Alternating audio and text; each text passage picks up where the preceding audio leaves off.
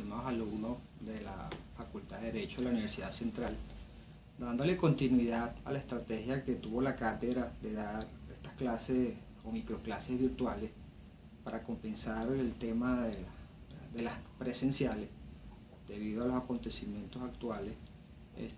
Yo voy a dar lo que sería la introducción a uno de los poderes que conforma el poder nacional, en este caso el poder ejecutivo. Debemos recordar primeramente que nuestra Constitución establece la organización del Estado en función de 5 poderes. Tenemos a saber el poder ejecutivo, el poder legislativo, el poder judicial, el poder ciudadano y el poder electoral.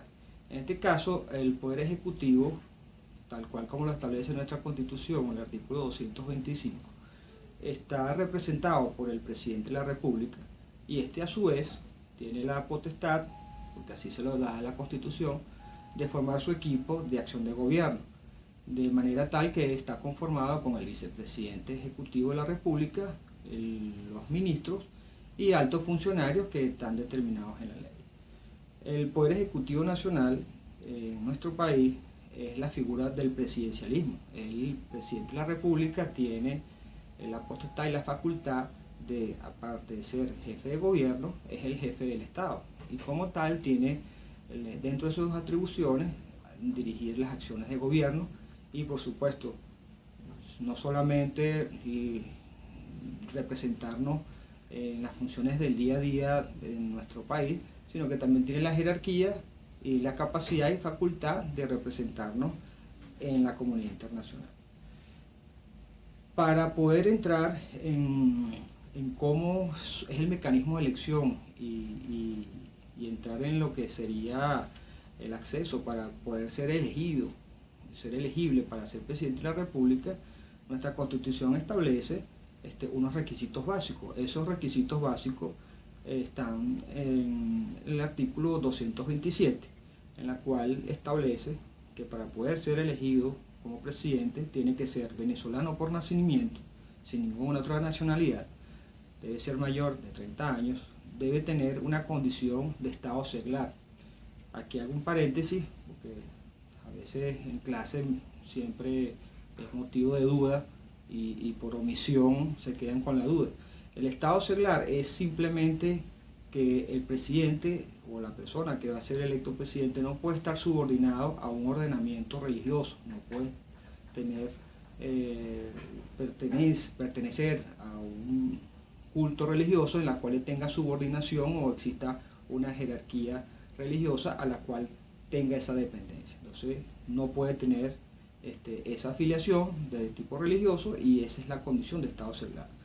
Adicional, tampoco puede haber sido sometido a una condena o una sentencia definitivamente firme que esté condenado, que lo inhabilite para el ejercicio de la política.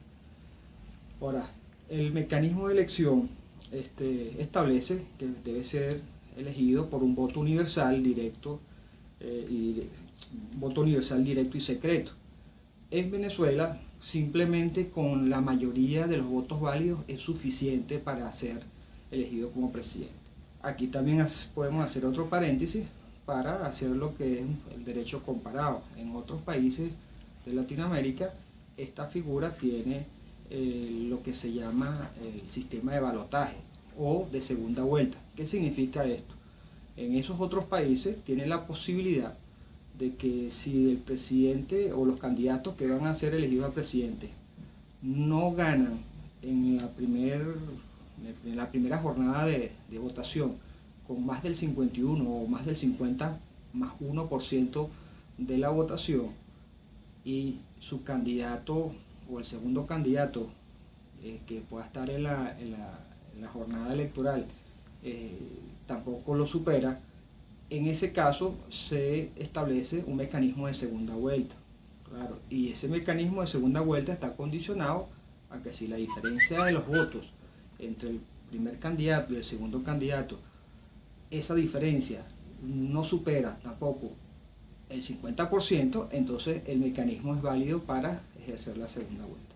Pero bueno, volviendo al caso venezolano, simplemente el ejercicio de la votación y la contabilidad los votos válidos para la elección, simplemente con que sea una mayoría simple de los que hayan ejercido el derecho al voto, es suficiente para que pueda ser proclamado y elegido como presidente de la República.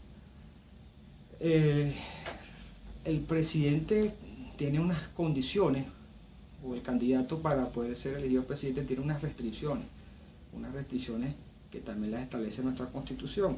En el artículo 229 se establece que para poder ser candidato elegido o elegible para presidente, no puede ser activamente para el momento de su postulación y hasta el momento de su elección, no puede estar ejerciendo los cargos ni de vicepresidente de la República, ni de ministro, ni de gobernador o alcalde.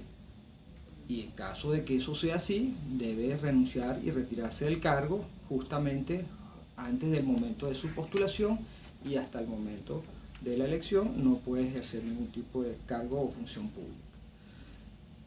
Posterior a la elección y haber sido favorecido, el ejercicio de la presidencia es por periodos de 6 años. Originalmente en la Constitución del 99 establecía que era un solo periodo presidencial para el cual era elegido. En el año 2009 se sometió a una reforma constitucional en la cual se hizo una enmienda, y esa enmienda, que fue en el 2009, y la enmienda número 1, estableció, o mejor dicho, dejó ilimitado la posibilidad de que el presidente elegido pueda ser candidato presidencial a los siguientes periodos. En otras palabras, lo que nos conocemos como coloquialmente una reelección indefinida, que quiere decir que se puede presentar tantas veces a candidato de la presidencia como tantas veces se genere el proceso de elección. Elegido el presidente de la República, tiene el deber constitucional de que para poder ser juramentado en el cargo debe esperar el próximo 10 de enero del año siguiente de cuando se hayan ejercido las elecciones, y debe ser juramentado ante las autoridades de la Asamblea Nacional. Si por algún hecho sobrevenido no puede juramentarse el 10 de enero ante la Asamblea Nacional, tiene la posibilidad de ser juramentado ante el Tribunal Supremo de Justicia. En este sentido, estamos hablando de una primera parte de lo que sería el tema del Poder Ejecutivo, porque estamos hablando de todos los mecanismos de elección, de todo el proceso, los requisitos para poder ser presidente.